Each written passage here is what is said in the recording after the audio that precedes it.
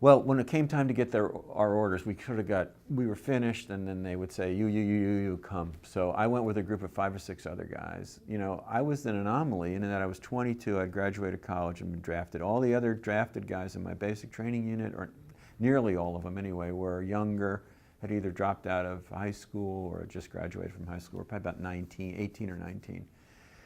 So they picked a bunch of those guys and me to go over to get our orders for what our advanced training would be, what our job would be, what our future would be, you know, what our life was hinging on, and it was.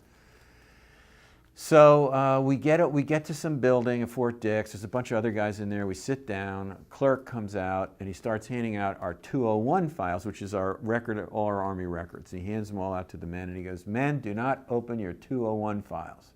Immediately, every guy opened his 201 file, you know.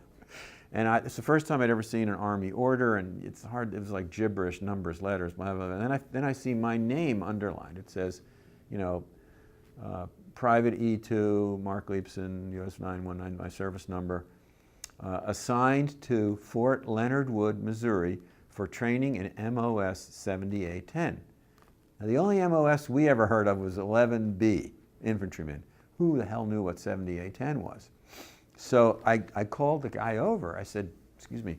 He said, "Yeah." I said, "Well, what's 7810? And he said the following words: "Same as me, clerk." Same as me, clerk. I went into shock. I mean, I didn't pass out, but my head went into a fog, because here for the past 8 weeks it was drummed into our head that I was going to be an infantryman at Fort Polk. I was going to be in the thick of things in Vietnam. And I wasn't a good soldier. I wasn't. And I knew it was the death sentence for me, really. And then, and not only that, but we weren't told that you could be a clerk, you know? So all of that was rolling in my mind, and I really felt the sword of Damocles being released from my neck. I really thought it was like a death sentence commuted. My buddies all got 11 Bravo, Fort Polk. So I couldn't express myself like, "Oh my God, my life has been saved." So we walked back to the barracks and I commiserated with him, and then I kind of bounced off the walls a little bit, called my girlfriend, called my parents.